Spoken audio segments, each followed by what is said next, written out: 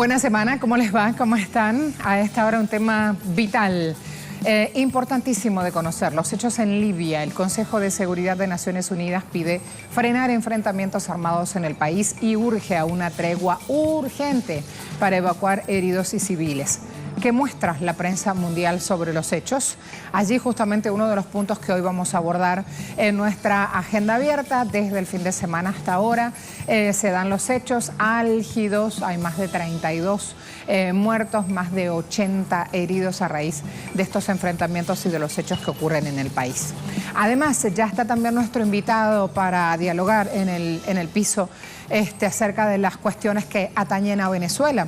Venezuela que pide un acompañamiento para un gran diálogo de paz. Preguntamos entonces si hay consensos para esto en escenarios internacionales. Allí posibles respuestas, si quiere escribe un poquito más. Y en ese mensaje también puede incluir participación vía Instagram, @agenda abierta en esa red social. En Twitter, @telesuragenda_A. Además, atentos a los hinchas de la academia. Antes de ir a la pausa les muestro algo. Bienvenidos a todos.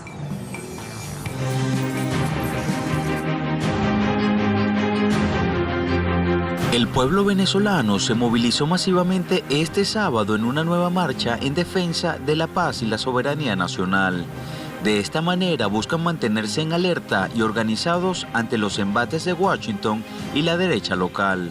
Ha sido todo un éxito la operación en defensa de la libertad y Venezuela está en paz con el pueblo en la calle.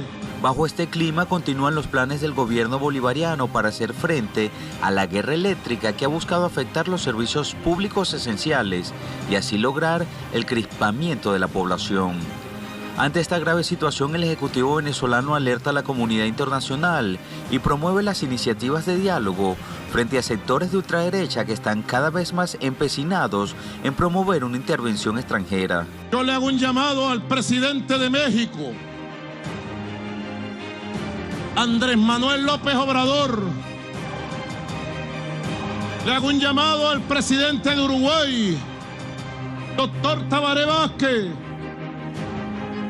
Le hago un llamado al presidente de Bolivia, Evo Morales. Le hago un llamado a los primeros ministros y presidentes del Caribe de los 14 gobiernos de CARICOM a que retomen la iniciativa de diálogo decidida en Montevideo hace 2 meses. Venezuela pide apoyo y acompañamiento para un gran diálogo de paz, de entendimiento entre venezolanos, entre venezolanas. El canciller Jorge Arreaza se hizo eco de los dichos del mandatario venezolano y reiteró el llamado a activar el mecanismo de Montevideo a fin de alcanzar un diálogo con la oposición venezolana. ¿Cómo continúan las iniciativas gubernamentales para derrotar el golpe de Estado promovido por la administración Trump? ¿Cómo reacciona el pueblo venezolano? El análisis a continuación en Agenda Abierta.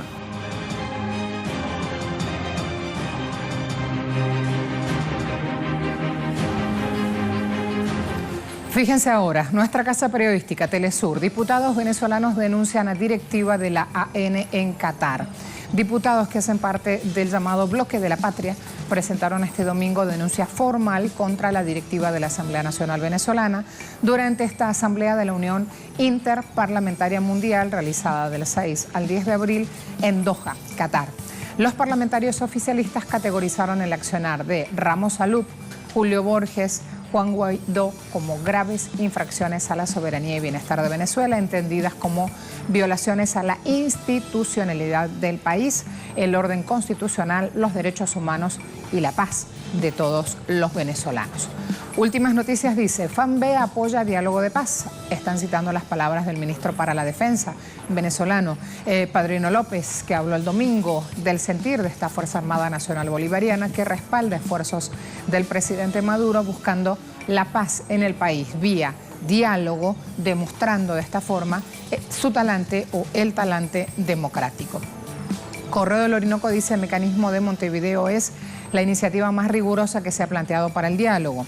Viene a raíz de una información en redes sociales aportada por el canciller Jorge Arreaza, destacando el domingo el llamado que hacía el presidente Maduro a retomar este mecanismo de Montevideo, así se llama ese espacio de trabajo, buscando impulsar diálogo justamente en todos los sectores políticos del país.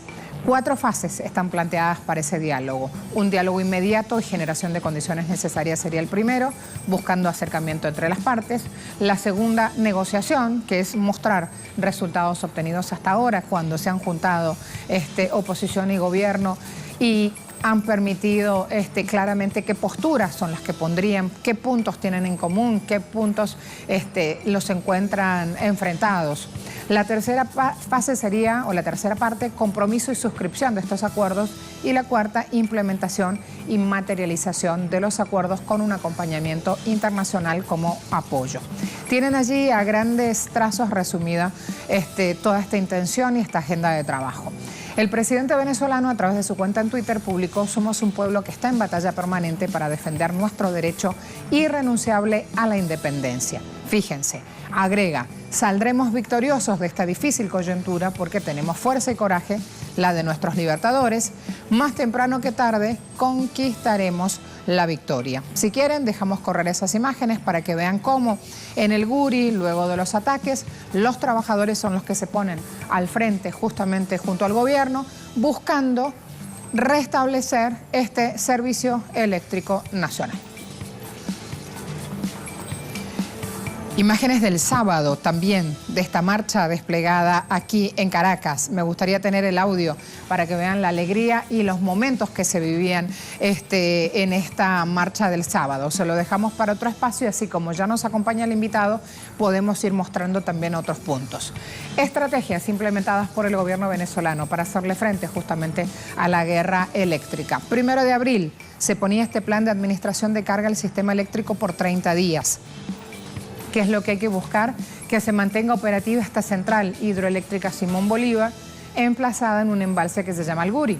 Se van a aplicar 3 horas diarias sin servicio eléctrico en franjas de mayor demanda energética, con un esquema de rotación de sectores. Salud, agua, bomberos y otras instalaciones esenciales no están incluidas en este plan. En cuanto al agua, también hay un plan especial de abastecimiento para garantizar el servicio a todos. Se van a emplear en Vargas, Miranda y Distrito Capital, donde el suministro se ha visto afectado por estos sabotajes.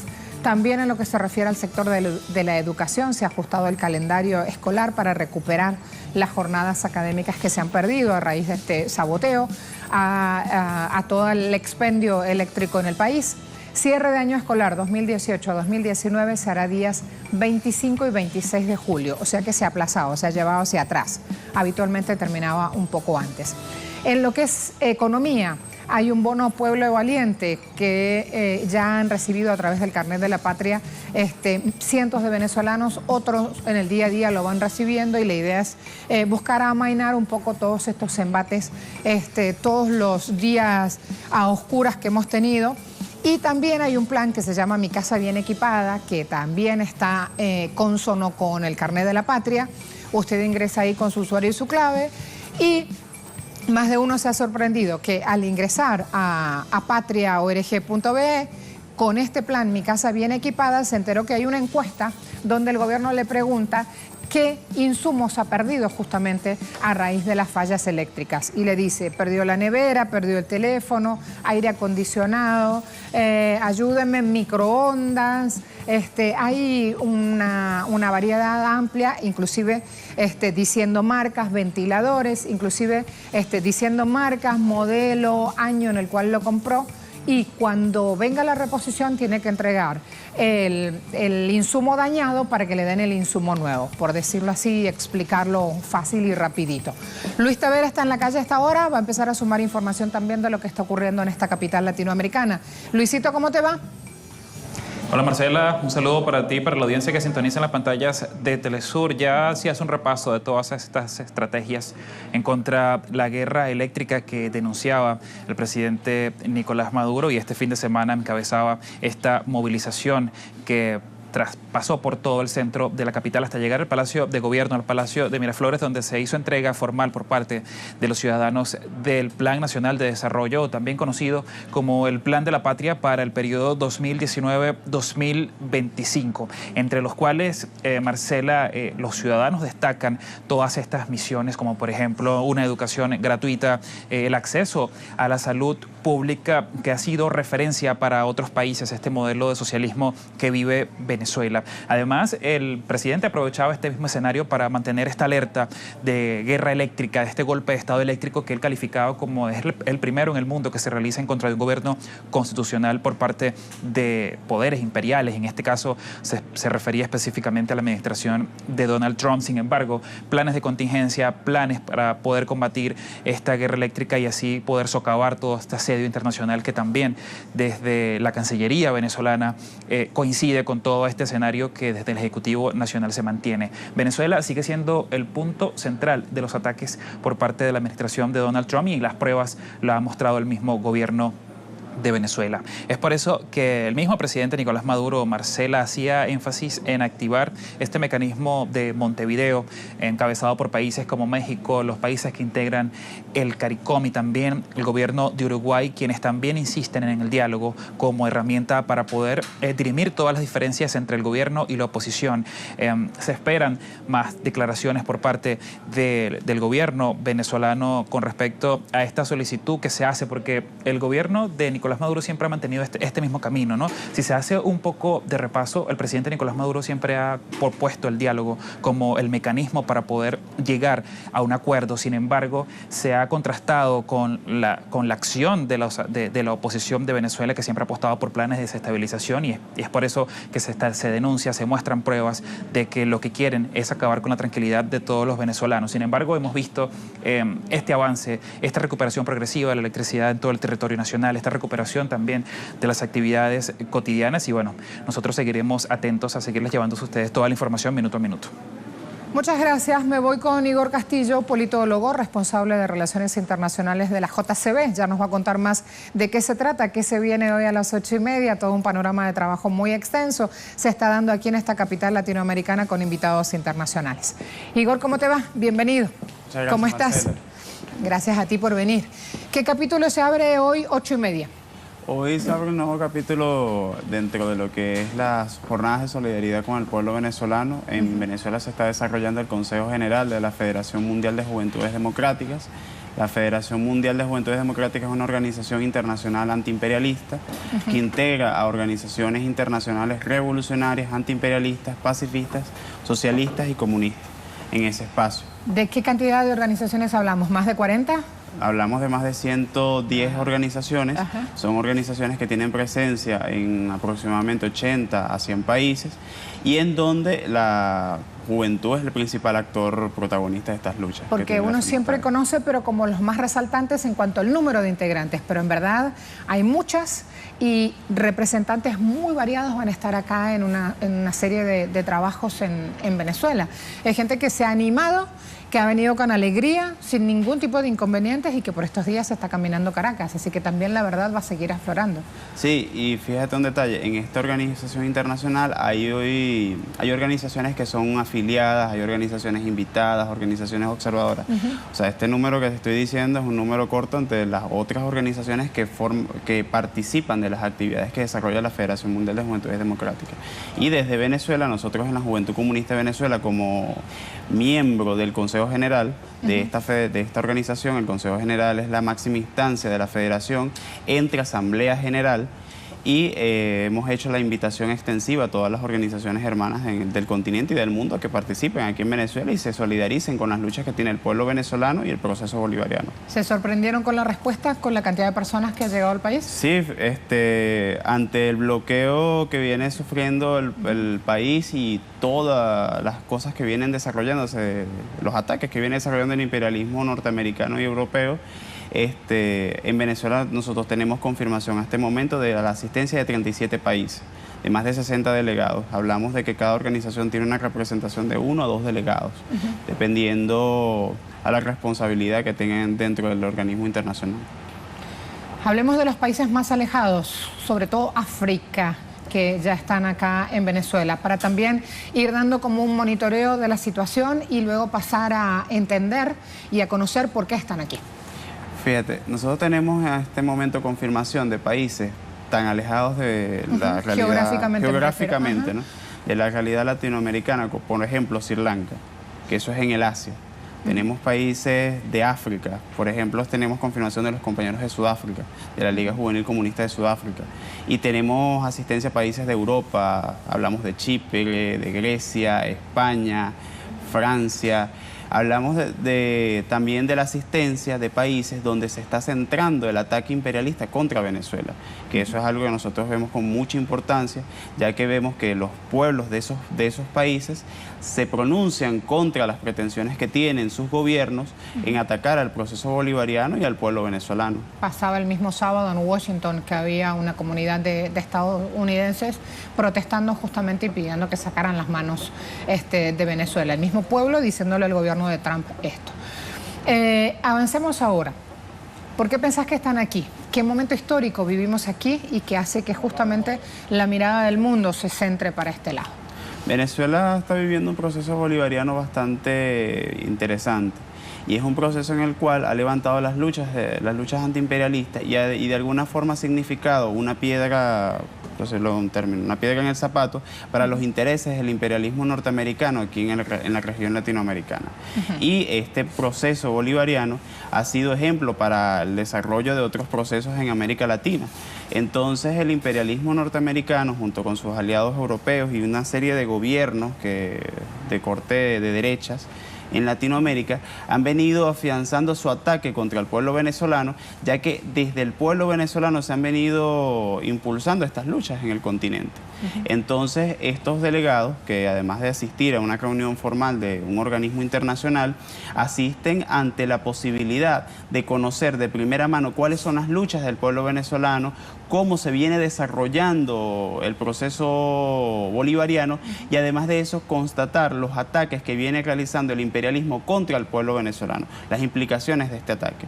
Nosotros hacemos mucho hincapié a que el imperialismo norteamericano busca de alguna forma atacar a través de un plan multifacético de agresiones al pueblo venezolano y que este plan multifacético se ejerce de distintas formas. Hablamos del ataque a Venezuela en organismos internacionales, hablamos de la aplicación de medidas coercitivas contra el Estado, contra Venezuela, y que eso se reproduce en lo que mal llama el Departamento del Tesoro estadounidense, las sanciones económicas contra entidades de gobierno en Venezuela. Es interesante ver que, por ejemplo, están asistiendo representantes de Siria, porque Siria sabemos que después de 7 años está por el piso, literal, su infraestructura completamente acabada, y que ahora para ellos inclusive ya tiene un plan el gobierno de Trump, los imperialistas a la orden del día, con un plan de reconstrucción, que finalmente era uno de los objetivos iniciales por los cuales hicieron lo que hicieron en Siria. Me parece que también van a surgir cosas interesantes de cruzar posturas, informaciones, testimonios de cómo se vienen dando las cosas de lado y lado, ¿no? Sí, por ejemplo, el caso de los compañeros de Siria, ahí asisten varias organizaciones hermanas y amigas de la JCB y amigas de las organizaciones que estamos aquí en Venezuela, como para conocimiento del público, los 2 integrantes ante la Federación Mundial de Juventudes Democráticas son la Juventud del Partido Socialista Unido de Venezuela y la Juventud Comunista de Venezuela. Y estas organizaciones hermanas que vienen de Siria están de alguna forma expresando su solidaridad con el pueblo venezolano, y también el pueblo venezolano y las organizaciones venezolanas expresamos nuestra solidaridad con Siria.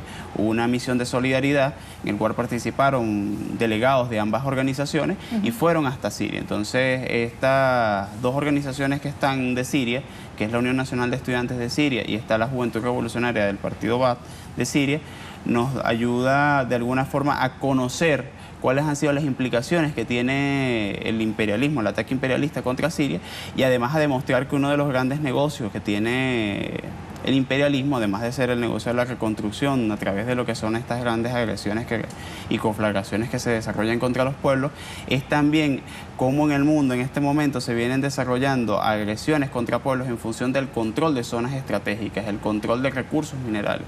Hoy mismo es Libia, por ejemplo. Hoy mismo es Libia. Y Venezuela tiene una cantidad muy importante de recursos energéticos. Estamos hablando que somos la reserva más grande del mundo en materia petrolera. Hablamos de una cantidad de recursos mineros. Entonces, esa similitud que tenemos nosotros con el pueblo de Siria en el hecho de que somos dos pueblos que tienen recursos minerales y que en los cuales el imperialismo norteamericano está ejerciendo agresiones, en este espacio es una oportunidad propicia para encontrarnos. Hablemos, me decías que también asisten representantes de países que son potencias colonialistas, y que también les parecía interesante esa concurrencia. ¿Por qué? ¿Qué experiencia traen para que resulte interesante ese cruce de opiniones también con ellos? En esos países donde tradicionalmente se viene gestando los ataques contra el pueblo venezolano, hay movimientos de solidaridad muy fortalecidos con la revolución bolivariana. Ajá. ¿Qué países son? Así empezamos. Hablamos, por ejemplo, estamos hablando de Estados Unidos, hemos visto las acciones que han desarrollado movimientos sociales y organizaciones políticas en Estados Unidos. Hablamos de Canadá, Canadá tiene comités de solidaridad con Venezuela bastante activos. Hablamos del Reino Unido, vienen representantes del Reino Unido aquí a Venezuela. Hablamos de los compañeros de Francia, que también asistirán al país.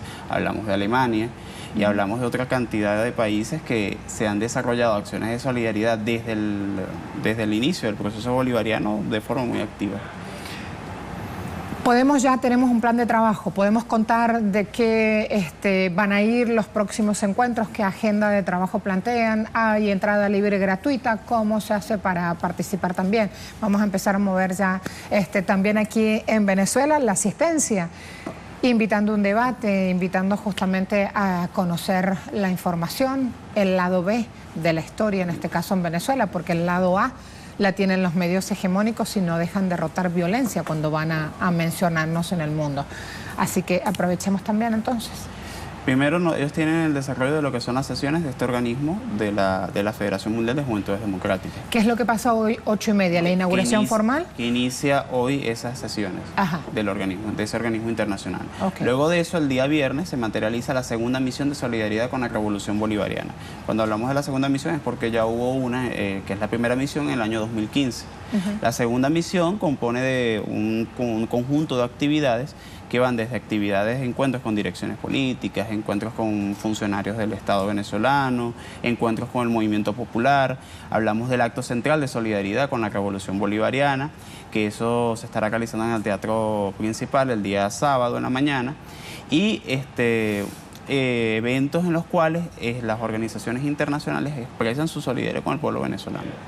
De acuerdo, vamos entonces a estar pendientes también estos próximos días siguiendo el calendario. Igor, gracias por este tiempo. Te vamos a liberar porque 8:30 comenzaba la tarea y ya estamos prestos y prontos desde aquí también entonces para seguirlo. Gracias. Muchísimas gracias a ti, Marcelo. Repasamos en Twitter, pusimos una pregunta. Decimos, Venezuela pide acompañamiento para un gran diálogo de paz. ¿Hay consensos? Preguntamos para ello en escenarios internacionales. Fíjense qué repartidas están las cosas. Termina de actualizarse justo el número. Estaban 36% sí, 36% no, pero ahora va ganando el no, porque solo el 29% dice que sí, que hay consenso, el 36% dice no y el 28% le dice a Trump genocida. Siga participando respondiendo a nuestra pregunta, la pausa es muy breve. En este momento va como para tomar un airecito también, un video muy cortito. Quiero invitarlos a ver lo que pasaba ayer en un festejo muy especial. Música de Queen para esta celebración. Fútbol argentino, de a poquito vamos a ir mechando también con otros temas en esta agenda abierta de hoy. Video.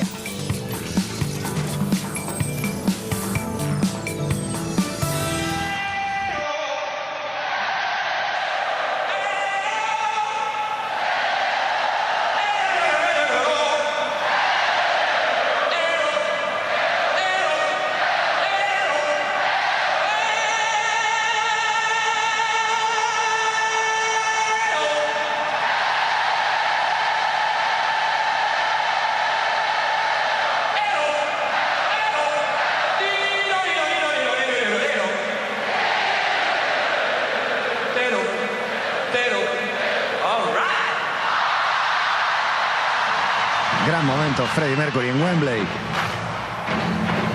Y este We Will Rock You.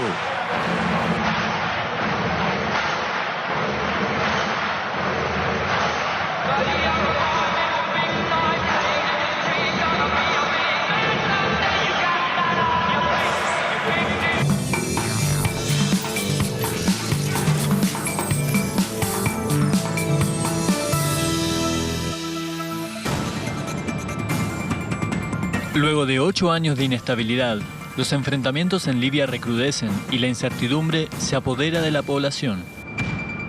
Tras días de tensión, las fuerzas del general Khalifa Haftar emprendieron el camino para la conquista de la capital desde el pasado miércoles.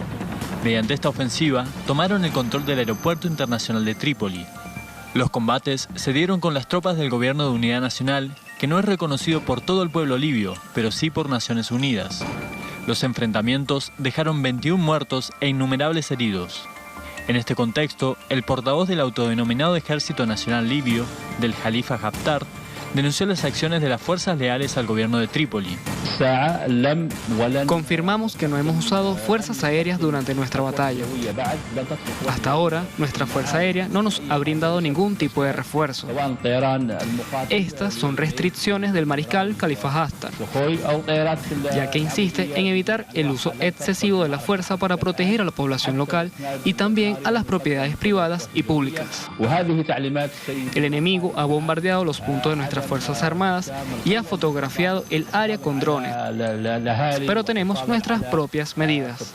A pesar de la escalada, Naciones Unidas insiste en realizar una conferencia nacional que se llevaría a cabo el próximo 15 de abril en la ciudad fronteriza de Gadamés, a fin de planificar una hoja de ruta para sacar al país de la crisis en la que se encuentra. La compleja situación se desprende de la invasión realizada por la OTAN en 2011, que provocó el derrocamiento del líder libio Muammar Gaddafi. Estas acciones provocaron la generación de un Estado fallido, en el que distintas facciones se disputan el poder del gobierno central. Hoy, en Agenda Abierta, analizamos la situación en Libia y las heridas que continúan abiertas a 8 años de los crímenes de la OTAN.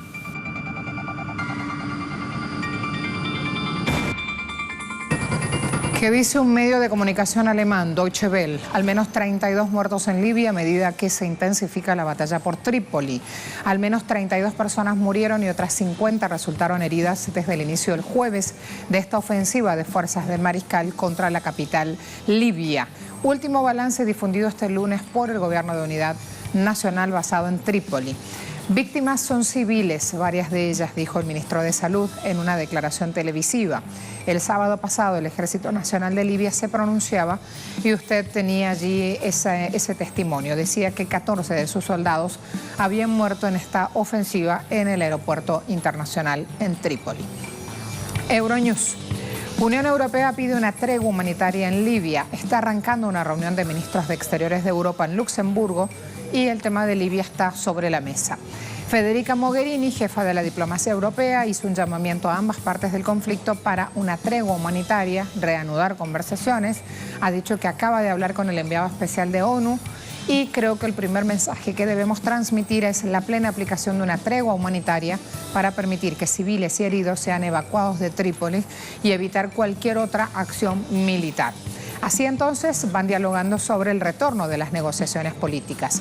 Y Sputnik está publicando un video que ya lo vamos a ver a continuación, la evacuación de los militares de Estados Unidos desde Trípoli. Fíjense cómo salía el contingente militar estadounidense que estaba ubicado en ese país. En medio de todas estas tensiones, rapidito los movieron y los reubicaron.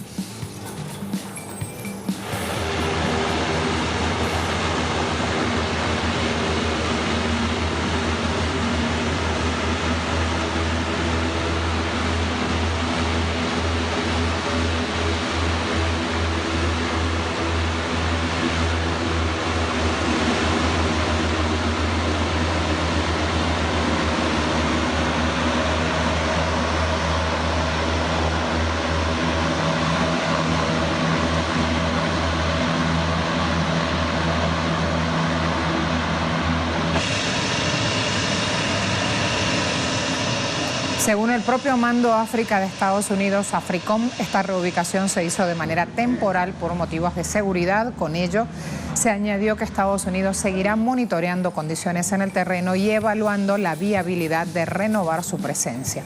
Entre las principales misiones de los militares estadounidenses está el apoyo al personal diplomático del país y las operaciones antiterroristas. Eso es lo que dicen ellos. Allí en el terreno, resultados lamentables en Libia después de tanta historia reciente en ese país. Vamos a ver. Michael Ayestaram, la guerra en Libia es la guerra de las pick-ups. Estas son las fuerzas de Haftar rumbo a Trípoli, dice, y también muestra este video. Vamos a ampliarlo, vamos a ir aprovechando todas y cada una de las imágenes que en redes sociales se están viendo, porque este es el tema hoy predominante en las noticias internacionales, los hechos en Libia. Allí la imagen, vamos a ver. La semana pasada aquí hablábamos de la OTAN a propósito de un aniversario, de las principales intervenciones bélicas que ha hecho este enorme coloso militar. Decíamos, en Libia estuvieron en el 2011, Francia y Reino Unido junto a 18 países iniciaron una invasión avalada por Naciones Unidas. Tuvo como objetivo esa invasión derrocar a Muammar el-Gaddafi, tomar posesión de las reservas petroleras libias. Decíamos que en el 2011, en este operativo, en esta invasión, murieron más de 5.000 personas y casi 1 millón de personas fueron desplazadas. Teniendo en cuenta estos números, teniendo en cuenta estos hechos, el país, tenemos que decir hoy, está completamente dividido. Hoy sí hablan de guerra civil, después de todas esas acciones del año 2011 que tuvieron incluso aval de Naciones Unidas, un punto que resalto. Fíjense cómo está Libia hoy. Tienen control territorial. En rojo van a ver los puntos que pertenecen al Ejército Nacional Libio, fuerzas de Haftar. 77,5% en verde, que es el gobierno de acuerdo nacional, 6,5% respaldado por la ONU ese gobierno, y en azul van a ver las fuerzas Tubu, que están justamente a punto de caer porque supuestamente las fuerzas de Haftar están sobre ellos y son ese 16%. Allí van a tener, costó un poquito, pero ahí va, dejemos ese mapa ahí van a tener muy claro cómo el mismo territorio está implosionado. La cantidad de colores allí vertidos, cada color representa a una fuerza militar distinta. Ahí van a tener claro entonces cómo ha sido implosionado este país. Hisham Wanuso está ahora con Damasco y sumándonos información, agregándonos detalles. Hisham, bienvenido. Buenos días, colegas. Saludos, amables televidentes. El Ministerio de Sanidad del Gobierno de Unidad Nacional de Libia informó que al menos 32 personas fallecieron y más de 27 resultaron heridas en los enfrentamientos entre el Ejército Nacional de Libia del mariscal Khalifa Haftar y los militares del Gobierno de Unidad Nacional, sin precisar si eran civiles o combatientes. Las tropas leales al Gobierno de Unidad Nacional comenzaron una operación militar armada contra el Ejército Nacional de Libia al mando del mariscal Khalifa Haftar, después de que procediera ayer 7 de abril a la parte aérea de su ofensiva contra Trípoli, iniciada el pasado 4 de abril, según afirma, para liberarla de los terroristas. Las fuerzas de Haftar afirmaron que los ataques se realizaron sobre posiciones de grupos armados y sus equipos en Trípoli. En respuesta a las fuerzas del Gobierno de Unidad Nacional, dijeron o afirmaron comenzar una nueva operación militar, Volcán de Ira, para liberar las ciudades de Libia de aquellos que calificaron que se encuentran fuera de la ley. La aviación del Gobierno de Unidad Nacional también realizó en la mañana de ayer 7 de abril ataques aéreos contra una base del ejército del mariscal Khalifa Haftar. La misión de la ONU en Libia exigió una tregua de 2 horas para poder evacuar a los heridos por los servicios de rescate y la Media Luna Roja Libia. Sin embargo, las partes del conflicto hicieron caso omiso a las exigencias de la ONU. El Departamento de Estados de Estados Unidos manifestó su rechazo también a la operación que lleva a cabo el ejército de Khalifa Haftar contra Trípoli, y el Pentágono procedió a reubicar temporalmente el contingente militar de Estados Unidos de Libia, aunque aseguró que seguirá monitoreando las condiciones en el terreno y evaluando la viabilidad de renovar la presencia militar de Estados Unidos, mientras el Consejo de Seguridad de la ONU fracasó en emitir una resolución para detener la nueva escalada de violencia en Libia, ya que Rusia rechazó el borrador de la resolución por no incluir a todos los bandos del conflicto. Y hasta el momento, lamentablemente, los llamados de la Liga Árabe y de países regionales para la contención y para detener los enfrentamientos no dieron resultados. Esta es toda la información que tenemos por ahora. Volvemos a los estudios en Caracas. Muchas gracias, Hisham. Me espera Galeb Musa en Buenos Aires, analista internacional. Vamos a ir a chequear también con él la situación hoy, a contar un poco más sobre Libia y por qué hoy están viviendo el terrorismo que viven, aplicado por potencias imperialistas. Galeb, ¿vas a coincidir o no con mi afirmación? Hemos hablado antes de Libia, hoy decimos ya están en una situación de guerra abierta. Buenos días, Marcela, te mando un abrazo enorme. Gracias. Y un saludo para la audiencia de Telesur. Esto es consecuencia, ya sabemos, lo has dicho tú y todo el mundo lo sabe, de la ofensiva que no solo es responsable de la OTAN, sino que estuvo Estados Unidos detrás de esa decisión de invadir Libia y ejercer esa presión en las Naciones Unidas para que avalara esta barbaridad. La pregunta que yo me hago es, escuchamos hablar de OTAN, escuchamos hablar de tropas de Estados Unidos, escuchamos hablar de exportación de democracia, de acabar con el dictador Gaddafi, un montón de historias o de títulos que parecen muy atractivos, pero que a la hora de la verdad resulta en esto. En realidad es devastar un país, dividirlo, que resurja nuevamente la lucha entre las tribus, entre las distintas tribus de Libia, porque en realidad no son fuerzas militares, sino que son tribus que pelean por sus espacios de poder, a quien Gaddafi, mal o bien, tenía controlados, y tenía en aquel momento Libia un PBI como el de Suiza.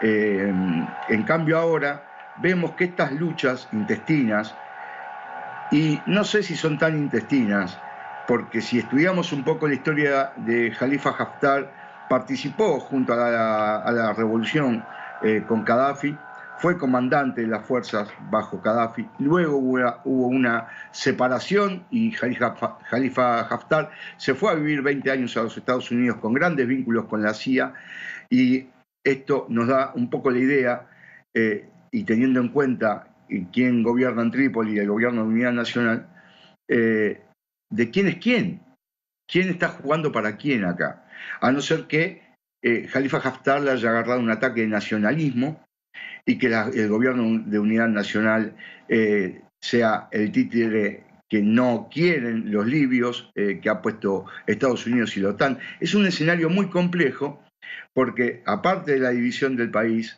no solo política sino física, se suma que siguen muriendo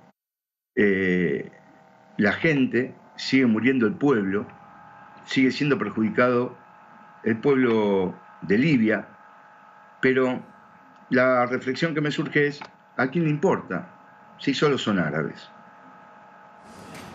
Y ahí viene justamente la importancia de empezar a contar cómo estaba Libia con ese PIB que manejaba como Suiza, para entender justamente el sistema de salud que tenían, para entender cómo Gaddafi había conseguido uniones y consensos para hacer su tarea, y entender cómo actuaron las potencias coloniales dinamitando toda esa estructura de gobierno para tener el botín que hoy tienen en sus manos. Galeb. Es que habían comenzado a actuar desde la acusación del atentado de Lockerbie, donde Libia no fue el responsable, pero sin embargo lo presionaron tanto que se rindió Gaddafi ante esa acusación de dos libios que dicen que cometieron el atentado en el avión de Panam sobre Lockerbie en Escocia, y que obviamente presionaron a Libia de una manera que incluso lo habían bombardeado, habían asesinado a la hija de Gaddafi. Hay una historia muy larga detrás de esto. Esto sucedió en el año 1986. Ahora, luego Gaddafi abdicó, dejó de lado su impronta revolucionaria. Aclaro, un Gaddafi que no es santo de mi devoción, al que he criticado siempre, pero que reconozco que ha sabido controlar al pueblo libio.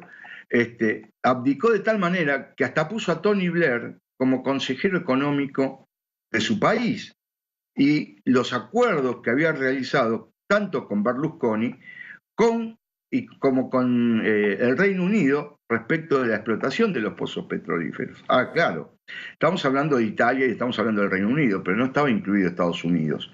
¿Y cómo no va a estar Estados Unidos incluido donde hay petróleo de por medio?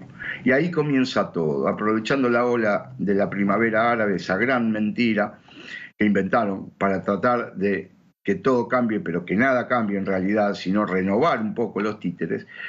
El objetivo en Libia era desaparecer a Gaddafi, matar a Gaddafi, disolver el territorio libio, porque divide y reinarás, y de esa manera se desarrolló lo que hoy en día es un desastre humanitario. Pero siempre hablamos del humanitario cuando ya las víctimas sobrepasan las 5.000 personas, cuando los desplazados se cuentan en millones. Y pregunto, ¿no? Si hay que actuar sobre una cuestión humanitaria, ¿quién deshumanizó eso primero? El vicepresidente del Consejo Presidencial de Libia presenta su dimisión. A esta hora lo está mostrando Sputnik, hablando de Ali Katrani, justamente con esta renuncia. Es una declaración que hizo el político y que levantó una cadena de televisión.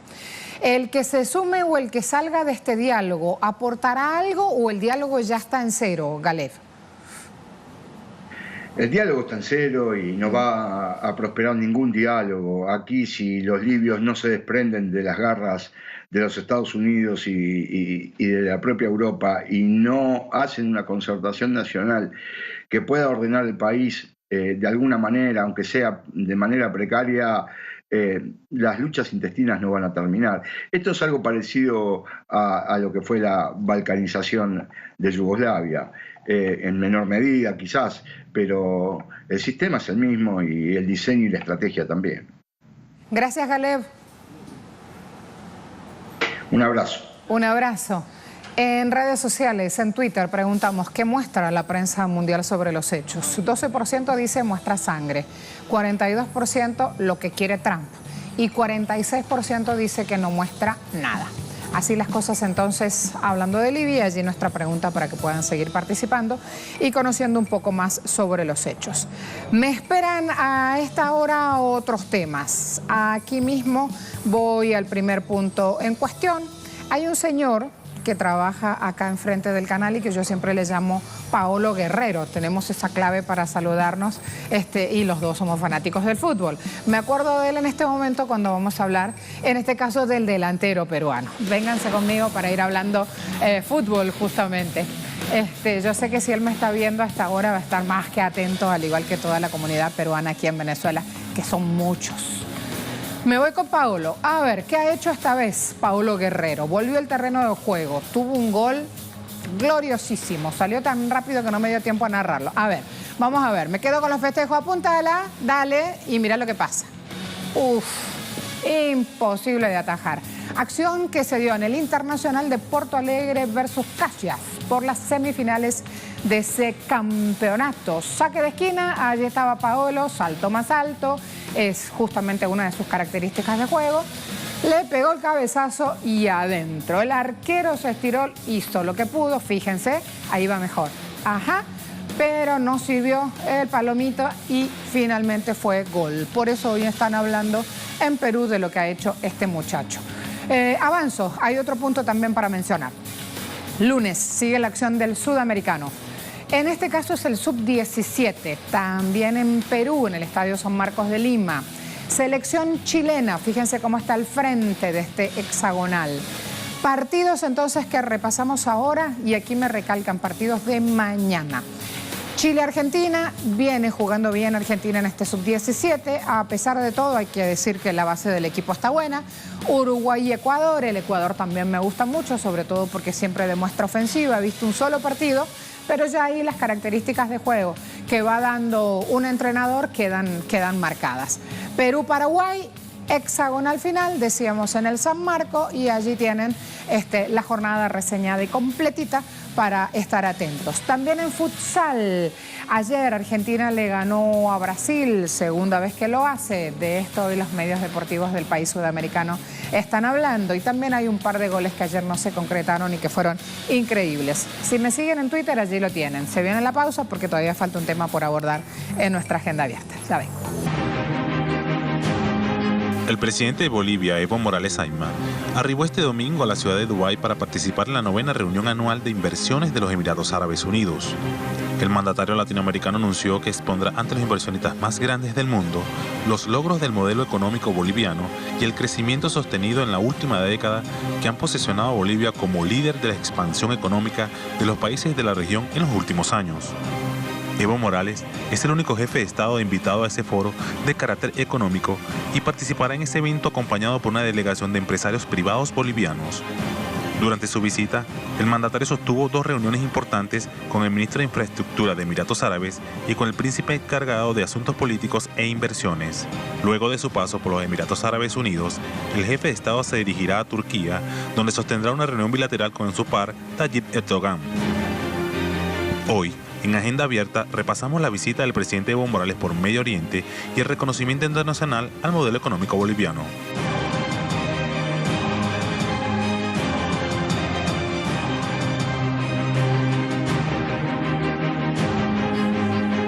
Hay mucha información sobre el tema y queríamos aprovechar la cantidad de imágenes justamente para ir mostrándole casi en tiempo real lo que está ocurriendo, porque todas las imágenes que van a ver a continuación sobre esta visita oficial del presidente Evo Morales a Doha, a Turquía, está en pleno desarrollo. Prensa Latina dice: Bolivia reafirma protagonismo internacional con gira de Evo Morales. La participación hoy del presidente en la 9ª reunión anual de inversiones en Emiratos Árabes Unidos confirma el prestigio de Bolivia en el campo internacional. Nuestras relaciones con el mundo se han transformado de manera radical. Fueron palabras aportadas a la cadena internacional Telesur, dice este medio de comunicación, por el ministro de la Presidencia, Juan Ramón Quintana. Así van replicando otros medios regionales e internacionales esta entrevista realizada acá por Telesur. Bolivia se abre al mundo con una inserción internacional que ya no depende, como hace 13 años, de la decisión de Washington, ha dicho el ministro, sino de la voluntad del pueblo boliviano. Sumo, Evo es pueblo. En Twitter, allí el presidente contando: participamos de la gran ceremonia de apertura de esta 9ª edición de la reunión anual de inversión 2019 en Dubái. Enorme satisfacción estar en esta reunión de inversores más importantes del mundo.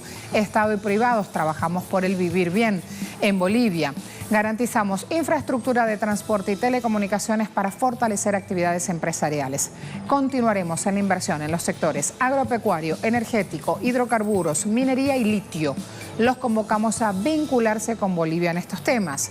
Ofrecemos grandes posibilidades de inversión, nuestra ubicación geográfica, acceso a mercados y disponibilidad de RN, recursos naturales. Con el tren bioceánico conectaremos el Atlántico con el Pacífico. Tenemos el Puerto Paraguay, Paraná, el UHB de Santa Cruz, que necesitan inversión. Tienen allí toda una movida. Cada vez que puede, Bolivia usa de manera eficaz justamente medios de comunicación, redes sociales, para ir acercando el trabajo que está haciendo. Déjenme ver también este otro espacio que están usando. Cancillería de Bolivia en Dubái va adjuntando imágenes, por eso muestro esto. Ampliemos, allí lo tienen. Presidente Evo es pueblo, si quieren dejan el videito después. Comparte con el ministro de Desarrollo e Infraestructura de Emiratos Árabes Unidos, Abdullah Belhaif Al-Nuaimi, las grandes transformaciones e inversiones en la industrialización de los recursos naturales de Bolivia.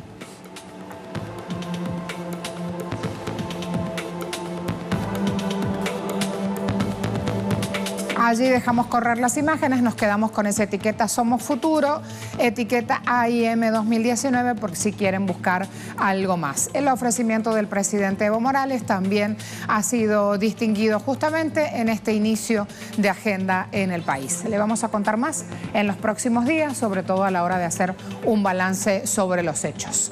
Momento de despedirnos. Gracias a todos por acompañarnos. Será hasta mañana.